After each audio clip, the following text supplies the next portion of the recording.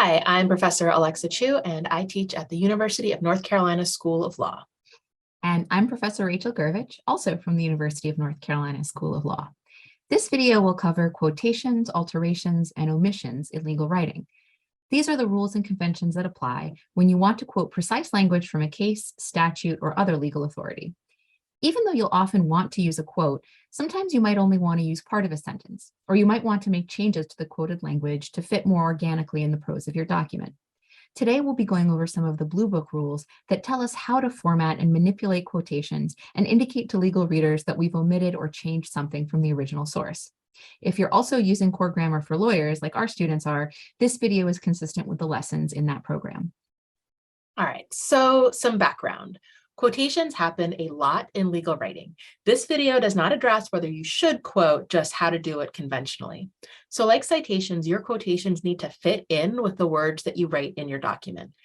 Because you're inserting another writer's words into the flow of your own words, you sometimes have to change the other writer's words to make them fit. But in legal writing, we can't just change quotes without telling the reader. We want to be precise and we want to be clear which words are the words from the statute or case that we're quoting from and which words are ours, right? So think back to that first video in our series where we talked about the attribution and credibility functions of citation. And in related news, you absolutely cannot omit or change unfavorable parts of a quotation. That is definitely against the rules.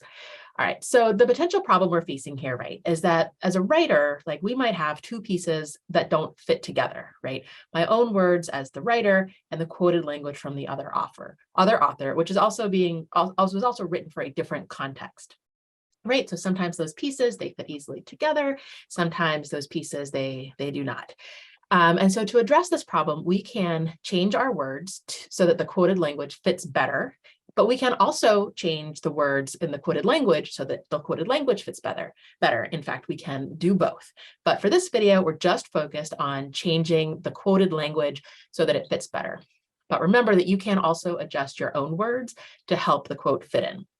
So these rules are very specific, and like the other parts of citation literacy, though, how to decode and write citations, once you get the shorthand, it will become a quick and efficient way to communicate about the content of legal authorities. So let's start with some general principles for how to fit your quotes into the rest of your writing.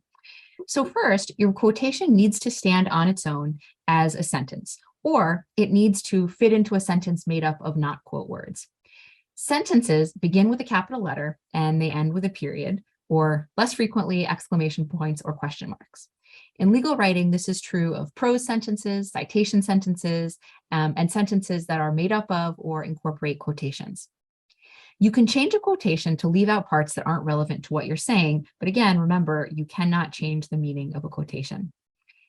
Use brackets and ellipses to make your quote into a grammatical sentence. So these are the two main tools we have to indicate alterations and omissions.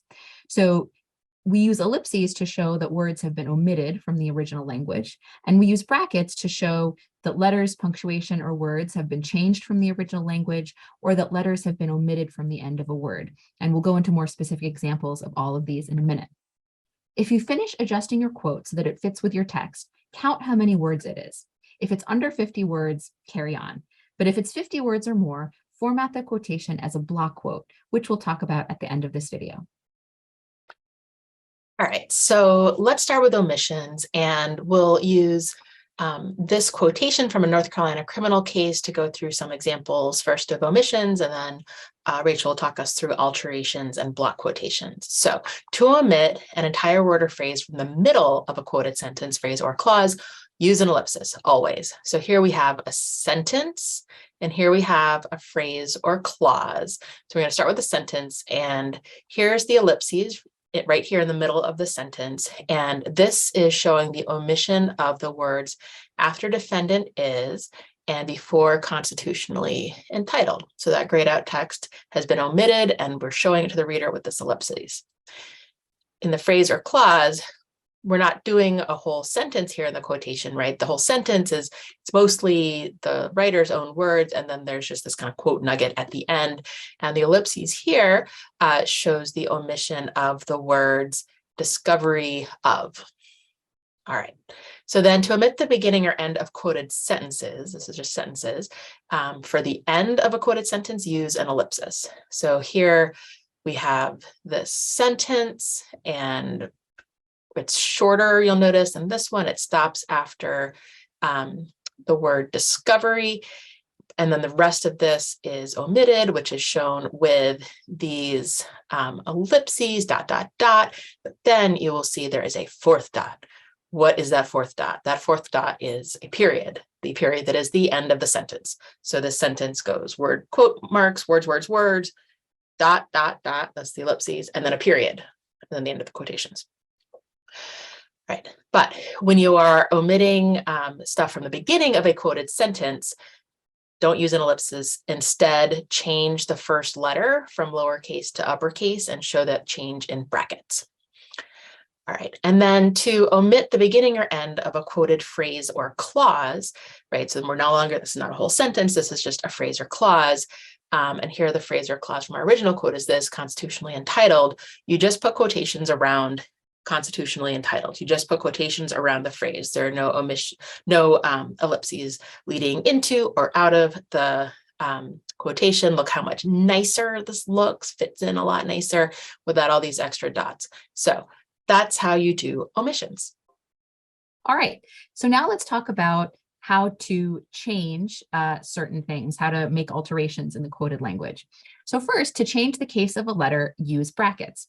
So if you remember in the original quote, this I original was a capital letter, so it was a capital I. But if we want to change that, we use a bracket and make it a little cute lowercase I. Then to substitute a word or phrase for another, we use brackets.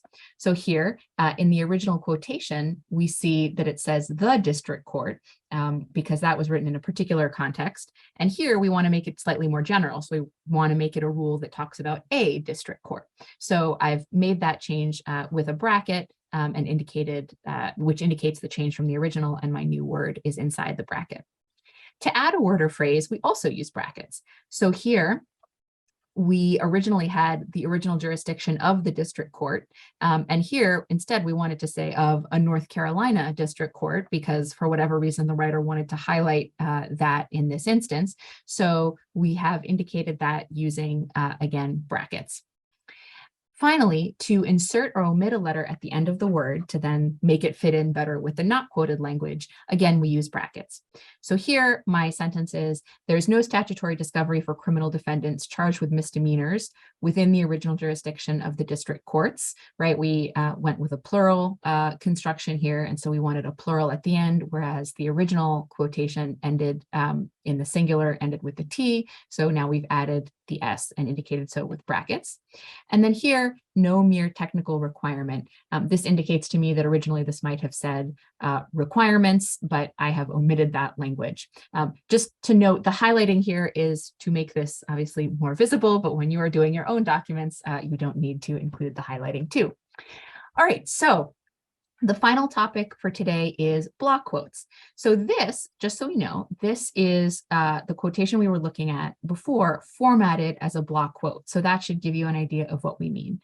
Now, typically in legal writing, block quotations, very long quotations are disfavored. But if you find yourself in a situation where you have a quotation of 50 words or more that you must include kind of at length, we should format it like this, like a block quotation. So the relevant Bluebook rule is 5.2, and it says that if you have a quotation of 50 words or more, we format it like a block quote. More specifically, we format them to set them off from the rest of the text. Block quotes are single-spaced, even if the rest of the document is double-spaced.